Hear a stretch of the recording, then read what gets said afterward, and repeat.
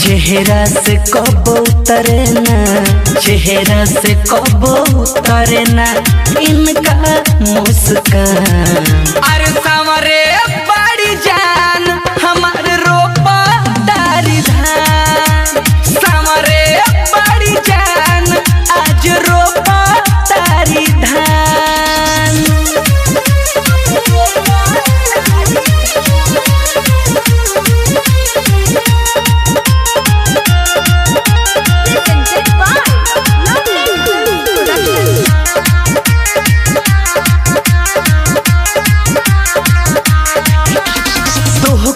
बनवले रब्बा सबका ले सुना, तोहरा में भरल बाटे सबसे बेसी हुनर।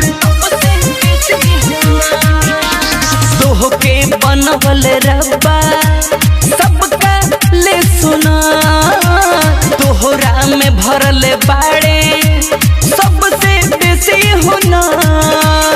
करेली बड़ी काम, करेली बड़ी काम जब ओढ़निया अपन बान। अरे सामरे बड़ी जान आज रोपा तारी धान, सामरे बड़ी जान खूबे रोपा तारी धान।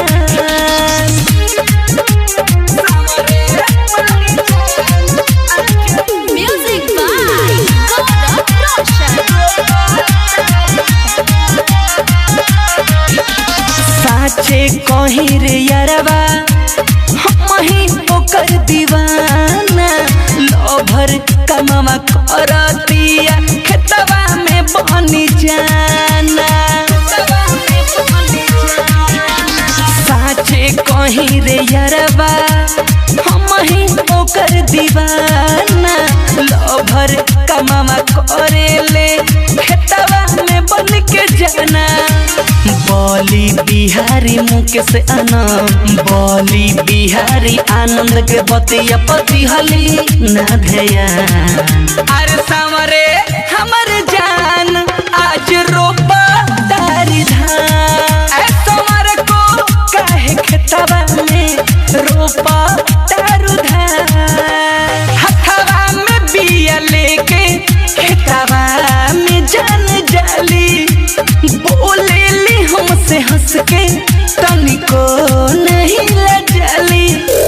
चेहरा से कब उतरे ना, चेहरा से कब उतरे ना इनका मुस्कान। अरे सामरे बड़ी जान